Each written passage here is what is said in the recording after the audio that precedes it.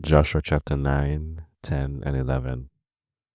Joshua 9, the Gibeonite deception. Now when all the kings west of the Jordan heard about these things, the kings in the hill country, in the western foothills, and along the entire coast of the Mediterranean Sea, as far as Lebanon, the kings of the Hittites, Amorites, Canaanites, Perizzites, Hivites, and Jebusites, they came together to wage war against Joshua and Israel. However, when the people of Gibeon heard what Joshua had done in Jericho and Ai, they resorted to a ruse. They went as a delegation whose donkeys were loaded with worn out sacks and old wineskins cracked and mended. They put worn and patched sandals on their feet and wore old clothes. All the bread of their food supply was dry and moldy. Then they went to Joshua in the camp at Gilgal and said to him and the Israelites, "We have come from a distant country. Make a treaty with us." The Israelites said to the Hivites, "But perhaps you live near us, so how can we make a treaty with you?" "We are your servants," they said to Joshua. But Joshua asked, "Who are you and where do you come from?" They answered, "Your servants have come from a very distant country because of the fame of the Lord your God. For we have heard reports of him, all that he did in Egypt, and all that he did to the two kings of the Amorites east of the Jordan, Sihon king of Heshbon, and Og king of Bashan, who reigned in Ashtaroth.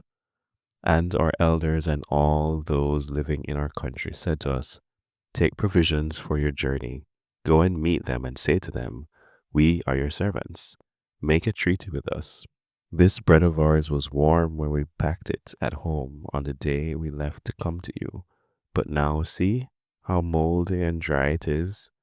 And these wineskins that we filled were new, but see how cracked they are, and our clothes and sandals are worn out by the very long journey." The Israelites sampled their provisions, but did not inquire of the Lord. Then Joshua made a treaty of peace with them to let them live, and the leaders of the assembly ratified it by oath. 3 days after they made the treaty with the Gibeonites, the Israelites heard that they were neighbors living near them. So the Israelites set out and on the third day came to their cities, Gibeon, Kephirah, Beeroth, and Kiriath-Jearim. But the Israelites did not attack them because the leaders of the assembly had sworn an oath to them by the Lord, the God of Israel. The whole assembly grumbled against the leaders, but all the leaders answered, "We have given them our oath by the Lord, the God of Israel, and we cannot touch them now. This is what we will do to them. We will let them live so that God's wrath will not fall on us for breaking the oath we swore to them." They continued, "Let them live, but let them be woodcutters and water carriers in the service of the whole assembly." So the leader's promise to them was kept. Then Joshua summoned the Gibeonites and said, "Why did you deceive us by saying we live a long way from you, while actually you live near us? You are now under a curse. You will never be released from service as woodcutters and water carriers for the house of my God." They answered Joshua, "Your servants were clearly told how the Lord your God had commanded his servant Moses to give you the whole land and to wipe out all its inhabitants from before you. So we feared for our lives because of you, and that is why we did this. We are now in your hands. Do to us whatever seems good and right to you." So Joshua saved them from the Israelites, and they did not kill them. That day he made the Gibeonites woodcutters and water carriers for the assembly, to provide for the needs of the altar of the Lord at the place the Lord would choose. And that is what they are to this day. Chapter 10. The sun stands still. Now Adonizedek, king of Jerusalem, heard that Joshua had taken Ai and totally destroyed it, doing to Ai and its king as he had done to Jericho and its king, and that the people of Gibeon had made a treaty of peace with Israel and had become their allies. He and his people were very much alarmed at this because Gibeon was an important city, like one of the royal cities.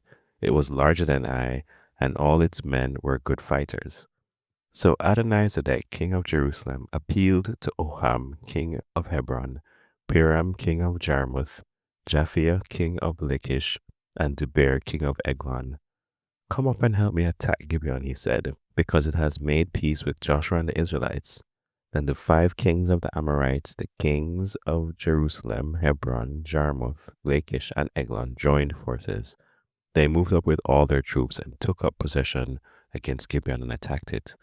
The Gibeonites then sent word to Joshua in the camp at Gilgal, "Do not abandon your servants. Come up to us quickly and save us, help us, because all the Amorite kings from the hill country have joined forces against us." So Joshua marched up from Gilgal with his entire army, including all the best fighting men. The Lord said to Joshua, "Do not be afraid of them. I have given them into your hand. Not one of them will be able to withstand you." After an all-night march from Gilgal, Joshua took them by surprise. The Lord threw them into confusion before Israel. So Joshua and the Israelites defeated them completely at Gibeon. Israel pursued them along the road going up to Beth Horon and cut them down all the way to Azekah and Makkedah. As they fled before Israel on the road down from Beth Horon to Azekah, the Lord hurled large hailstones down on them, and more of them died from the hail than were killed by the swords of the Israelites. On the day the Lord gave the Amorites over to Israel, Joshua said to the Lord in the presence of Israel, "Sun, stand still over Gibeon, and you, moon, over the valley of Aijalon." So the sun stood still, and the moon stopped, till the nation avenged itself on its enemies, as it is written in the book of Jashar. The sun stopped in the middle of the sky and delayed going down about a full day. There has never been a day like it before or since, a day when the Lord listened to a human being. Surely the Lord was fighting for Israel. Then Joshua returned with all Israel to the camp at Gilgal. 5 Amorite kings killed. Now the 5 kings had fled and hidden in the cave at Makkedah. When Joshua was told that the 5 kings had been found hiding in the cave at Makkedah, he said, "Roll large rocks up to the mouth of the cave and post some men there to guard it. But don't stop. Pursue your enemies. Attack them from the rear and don't let them reach their cities, for the Lord your God has given them into your hand." So Joshua and the Israelites defeated them completely, but a few survivors managed to reach their fortified cities. The whole army then returned safely to Joshua in the camp at Makkedah, and no one uttered a word against the Israelites. Joshua said, "Open the mouth of the cave and bring those 5 kings out to me." So they brought the 5 kings out of the cave, the kings of Jerusalem, Hebron, Jarmuth, Lachish, and Eglon. When they had brought these kings to Joshua, he summoned all the men of Israel and said to the army commanders who had come with him, "Come here and put your feet on the necks of these kings." So they came forward and placed their feet on their necks. Joshua said to them, "Do not be afraid. Do not be discouraged. Be strong and courageous. This is what the Lord will do to all the enemies who are going to fight." Then Joshua put the kings to death and exposed their bodies on 5 poles, and they were left hanging on the poles until evening. At sunset, Joshua gave the order, and they took them down from the poles and threw them into the cave where they had been hiding. At the mouth of the cave, they placed large rocks, which are there to this day. The southern cities conquered. That day, Joshua took Makkedah. He put the city and its king to the sword and totally destroyed everyone in it. He left no survivors. And he did to the king of Makkedah as he had done to the king of Jericho. Then Joshua and all Israel with him moved on from Makkedah to Libnah and attacked it. The Lord also gave that city and its king into Israel's hand. The city and everyone in it Joshua put to the sword. He left no survivors there. And he did to its king as he had done to the king of Jericho. Then Joshua and all Israel with him moved on from Libnah to Lachish. He took up positions against it and attacked it. The Lord gave Lachish into Israel's hands, and Joshua took it on the 2nd day. The city and everyone in it he put to the sword, just as he had done to Libnah. Meanwhile, Horam, king of Gezer, had come up to help Lachish, but Joshua defeated him and his army until no survivors were left. Then Joshua and all Israel with him moved on from Lachish to Eglon. They took up positions against it and attacked it. They captured it that same day and put it to the sword and totally destroyed everyone in it, just as they had done to Lachish. Then Joshua and all Israel with him went up from Eglon to Hebron and attacked it. They took the city and put it to the sword, together with its king, its villages, and everyone in it. They left no survivors, just as at Eglon. They totally destroyed it and everyone in it. Then Joshua and all Israel with him turned around and attacked Debir. They took the city, its kings, and its villages, and put them to the sword. Everyone in it they totally destroyed. They left no survivors. They did to Debir and its king as they had done to Libnah and its king, and to Hebron. So Joshua subdued the whole region, including the hill country, the Negev, the western foothills, and the mountain slopes, together with all their kings. He left no survivors. He totally destroyed all who breathed, just as the Lord, the God of Israel, had commanded. Joshua subdued from Kadesh Barnea to Gaza, and from the whole region of Goshen to Gibeon. All these kings and their lands Joshua conquered in one campaign, because the Lord, the God of Israel, fought for Israel. Wow, one campaign. Then Joshua returned with all Israel to the camp at Gilgal. Chapter 11. Northern Kings Defeated. When Jabin, king of Hazor, heard of this, he sent word to Jobab, king of Madon, to the kings of Shimron and Akshaph, and to the northern kings who were in the mountains, in the Arabah, south of Kinnereth, in the western foothills, and in Naphoth Dor on the west, to the Canaanites in the east and west, to the Amorites, Hittites, Perizzites, and Jebusites in the hill country, and to the Hivites below Hermon in the region of Mizpah. They came out with all their troops and a large number of horses and chariots, a huge army, as numerous as the sand on the seashore. All these kings joined forces and made camp together at the waters of Merom to fight against Israel. The Lord said to Joshua, "Do not be afraid of them, because by this time tomorrow I will hand all of them slain over to Israel. You are to hamstring their horses and burn their chariots." So Joshua and his whole army came up against them suddenly at the waters of Merom and attacked them, and the Lord gave them into the hand of Israel.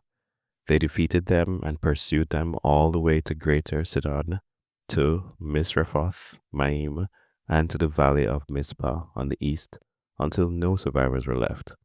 Joshua did to them as the Lord had directed. He hamstringed their horses and burned their chariots. At that time, Joshua turned back and captured Hazor and put its king to the sword. Hazor had been the head of all these kingdoms.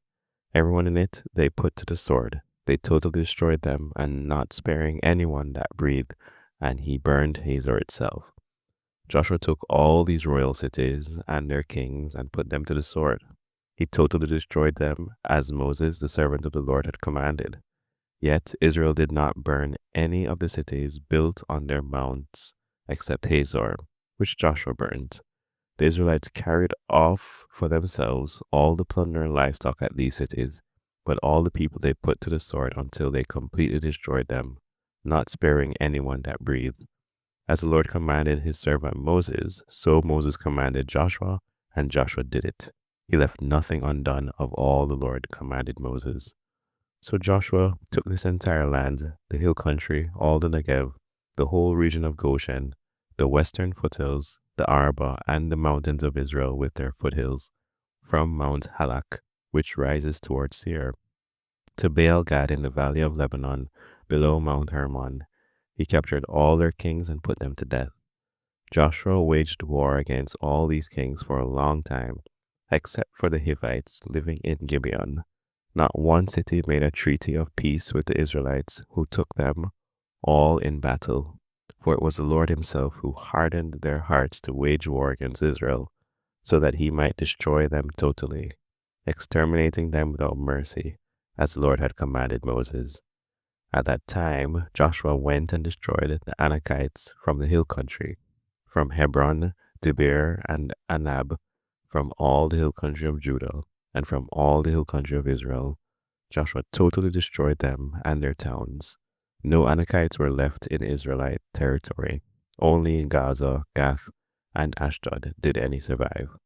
So Joshua took the entire land just as the Lord had directed Moses, and he gave it as an inheritance to Israel according to their tribal divisions. Then the land had rest from war.